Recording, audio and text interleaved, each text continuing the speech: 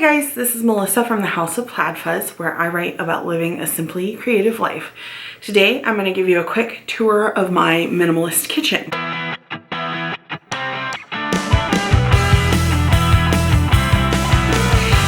Now, I wrote about this on my blog a couple months ago, and I got a ton of reaction off of it. So that's why I thought it would, I'd do a quick video. But a lot of the comments I got either were like, oh my gosh, this can't be real that your kitchen is this pared down or this nice and neat, or that, like, well, you're not a minimalist. So I thought I would just address that a bit. First of all, like, to me, minimalism is just learning to live with enough. It's not, counting your possessions that, you can own 100 items or less, or, there's not, it's a journey, I guess. It's not a specific niche. Someone like me with 3 kids can be a minimalist, whereas someone who can fit everything they own in a backpack can be a minimalist. I think there can be a lot of judginess there. So I guess this is what I think minimalism is, and you just need to define it for yourself. On the other hand, I got so many comments about just, I guess, how little is in my kitchen cabinets. And I mean, I have a pretty big kitchen, so I don't, there's something in almost every single cabinet. I do have a few empty spaces. I don't feel like we have that little. I always feel like it could be pared down even farther. But as you'll see in this video today, like, I did not go, obviously I made sure it didn't look like a bomb went off, but I didn't go through and, like, sort through my cabinets or anything like that. Is real life. I'm very particular about cleaning up as we go in there, and everything has a place to be put away, and that really helps. And honestly, like for instance, we have a waffle iron, which might seem excessive to some people, when you can just make pancakes in the pans that we already have.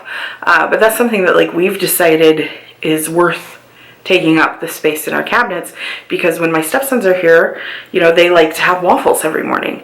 And that's just kind of become our tradition. So we had a nice waffle iron that died, and, like, I just bought a new one. And that's probably an appliance you won't see in a lot of minimalist kitchens. So, again, your kitchen doesn't have to be, like, Nordic and white, and, like, it's not an aesthetic. It is, like I said, to me, it is just learning to live with enough. And since we are going through, like, a debt-free journey right now, we have mismatched plates, and, a lot of our cups have broken. So sometimes, we're drinking water out of a coffee mug. And, once we're out of debt, sure, I'll probably replace everything with, like, a nice white set of dishes. But for now, this is real life, and it is what it is. And I hope this encourages you that, you can simplify and you can streamline without having to fit a certain mold. Our kitchen was probably remodeled in the 1990s and hasn't been touched since. But it is what it is. It's very functional for us, and I'm very happy with the level of stuff that we have in there. So without further ado, here is my minimalist kitchen tour. Okay, starting here, this is the whole of my kitchen. It's so nice out today. I have the window open, so pardon the super loud birds. Over here we have kind of our pantry, and I'll show you this quick. We just went grocery shopping, so this is actually pretty full for us. There's where I store all my dry goods in mason jars.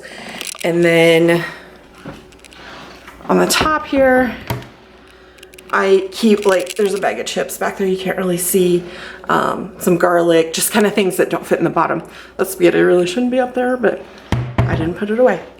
Up there is a cabinet I can't reach that has, like, Benadryl, Tylenol, those types of things in it. Extra contact paper.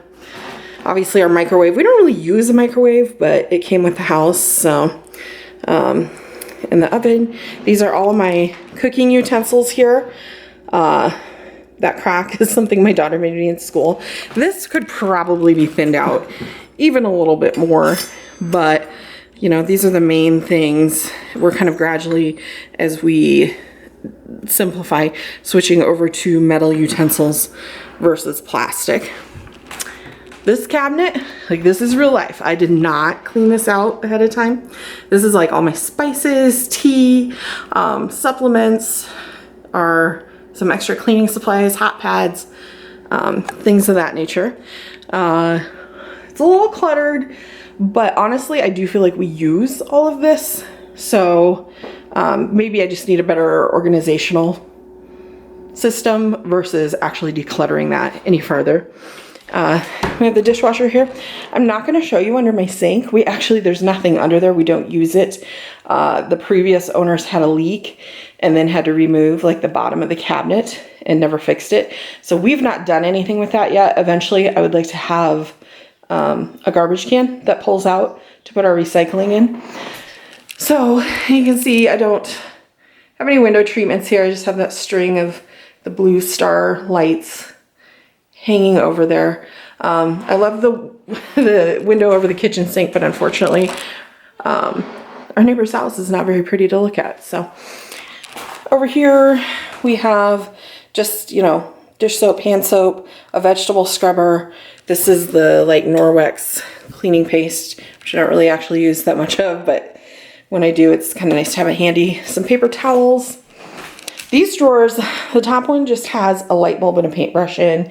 The next one has like Ziploc baggies and stuff. Dish towels and then cleaning rags. So I don't think you probably care to see those. Here we have the majority of my pots and pans.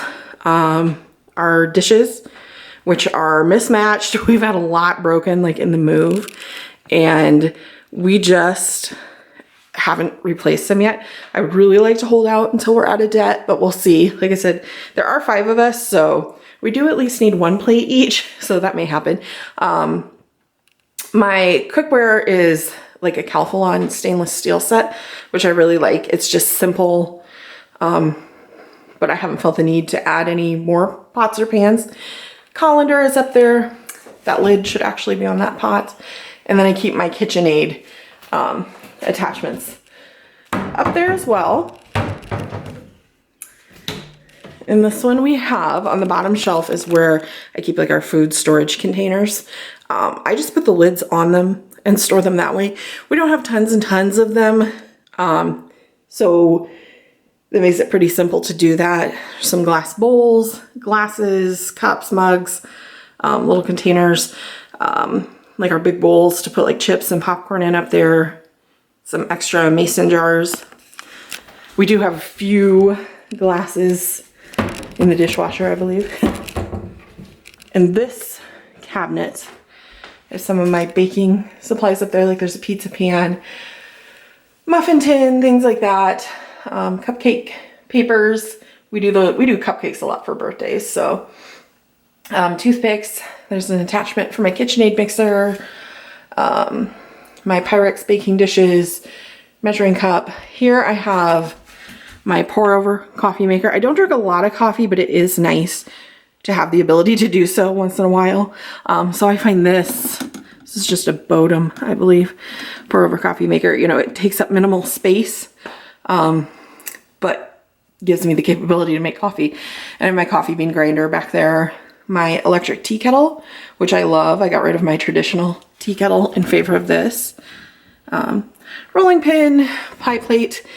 This deviled egg plate is kind of excessive, I guess, but I have found myself using it quite a bit, so I'm undecided about keep or get rid of. My KitchenAid mixer is about the only thing I keep out. And here we keep like our grilling, like our spatula, and then we have some tongs that are in the wash. This is my dirty little secret. This is my hot mess essential oil drawer. These used to be all standing up and labeled, and it's just not working out in the drawer. As you can see, apparently I'm the only one that knows how to shut it softly. So I'm not sure how I'm gonna organize these, but you know, I get a lot of comments that people think that like my house is never messy. Like I too have drawers that look like this. Here is my kind of kitchen utensil drawer, which also I'm the only person that knows how to shut the drawer softly. But it has worked pretty well just with these little baskets. These are the magnetic measuring cups and spoons. I really liked that to kind of keep these together. My chef's knife. This, I don't know, I almost feel like I need one more basket, but I feel like the more storage I get, then I fill it up. So I haven't done that yet. Here we have silverware drawer. Super interesting. You can see I haven't switched out all the contact paper from when we moved yet. This is not how I put dishes away, but like I said, I was trying to keep this real. My Instant Pot is down there, and then my Ninja mixer. Usually I put the lids on the different attachments for that and lay them on their side so it's nice and neat. Obviously, whoever put the dishes away last night did not do that.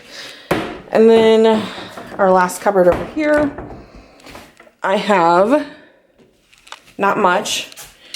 Oh, that doesn't want to stay open, but there's just some extra.